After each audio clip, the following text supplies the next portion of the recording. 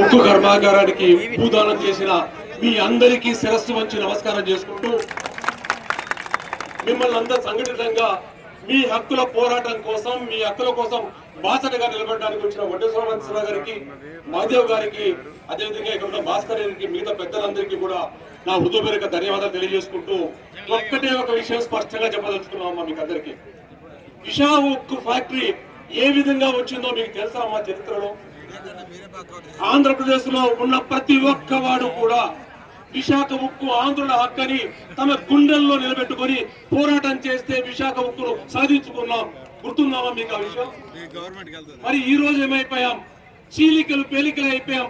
విశాఖ ఉక్కు సమస్య కేవలం ఈ ప్రాంతంలో ఉన్న 10 మంది గ్రామాల రైతులదే అన్న భావనలో ఈ రోజు మనం పనిచేస్తున్నాం.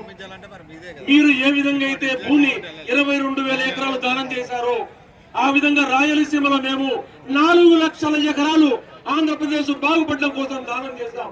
మాకు ఫలితం లేదు. మాకు బాసటగా నిలబడి వాళ్ళు ఎవరు లేరు. కనుక ఈ రోజు ఏదైతే భూదానం చేశామో, భూమిని దానం చేసి ఈ రాష్ట్రాన్ని సుసంపన్నం చేయాలనుకున్నామో, సంపద సృష్టించాలనుకున్నామో, ఈ రాష్ట్రాన్ని ఆర్థికంగా ప్రగతికి పోవాలనుకున్నామో మీరు భూదానం చేశారు. మీ భూదానంతో ఈ గాజువాక ప్రాంతం అంతా కూడా పారిశ్రామికంగా అయింది.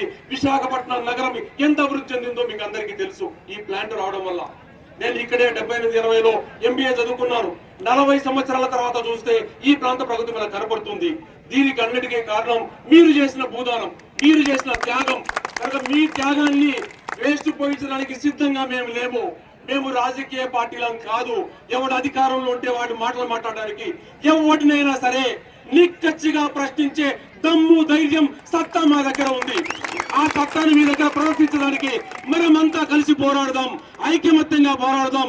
అది అన్యాయం ఎక్కడ జరిగినా, ఉత్తరాంధ్రలో జరిగిన, నెల్లూరులో జరిగిన, ప్రకాశంలో జరిగిన, కృష్ణలో జరిగిన, గుంటూరులో జరిగిన, రాయలసీమలో జరిగిన, అందరం కలిసి రాజకీయాలకు అతీతంగా మన సమస్యల గురించి పోరాడదామని చెప్పడానికి ఒక సందేశం కోసం వచ్చాం. అందరం కలిసి నిలబడదాం. ఈ రాయలసీమ, ఈ ప్రాంతానికి విశాఖ ఉక్కు ఆంధ్రుల హక్కు అంటే అందరం కలిసి పోరాడాం. అదేవిధంగా ఈ ఆంధ్రప్రదేశ్ లో ఉన్న అందరి హక్కుల ఇబ్బందికి కలగడానికి అందరం కలిసి సంఘటితంగా పోరాడినప్పుడు మాత్రమే ఈ రాజకీయ పార్టీలు ఎవడు అధికారంలో ఉంటే వాడు ఒక మాట మాట్లాడతాడు, అధికారంలోకి దిగిపోయిన వెంటనే ఇంకొక మాట మాట్లాడతాడు. అలాంటి మాటలు ఇక చెల్లవు అని చెప్పడం కోసం మనం అందరం సంఘటితంగా పోరాడడానికి సిద్ధం కావాలని చెప్పి చేస్తున్నాం.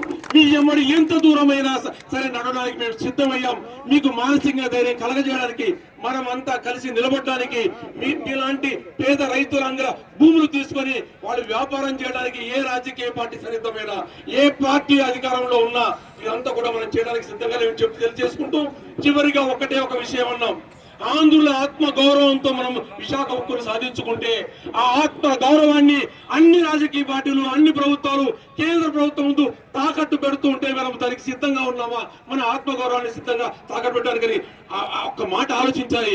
మన ఈ ఫ్యాక్టరీలో మీకు అన్యాయం జరిగినా, ఈ ఫ్యాక్టరీ ప్రైవేటైజ్ అయినా, మీకున్న ఉద్యోగ భద్రత కల్పించకపోయినా, ఈ మిగులు భూములు మీకు పంచకపోయినా కూడా మన ఆత్మ గౌరవానికి భంగం కలిగినట్టుగానే మేము భావిస్తూ ఉన్నాం. అదేవిధంగా కలిసి పనిచేస్తాం. మన ఆత్మగౌరవానికి భంగం కలిగించే ఏ పార్టీ అయినా, ఏ రాజకీయ పార్టీ అయినా, ఏ ప్రభుత్వం అయినా దానికోసం కలిసి పోరాడానికి మేమని నడవడానికి సిద్ధంగా ఉన్నామని చెప్పి తెలియజేసుకుంటూ అందరం కలిసి పనిచేద్దాం. ఆంధ్రుల హక్కును నిలబెట్టుకుందాం, ఆంధ్రుల గౌరవాన్ని నిలబెట్టుకుందాం, ఆంధ్రప్రదేశ్ రక్షించుకుందాం అని తెలియజేసుకుంటూ ఈ అవకాశం మీకు అందరికీ ధన్యవాదాలు చేస్తూ విరమిస్తున్నాను. జై ఆంధ్ర, జై ఆంధ్రప్రదేశ్.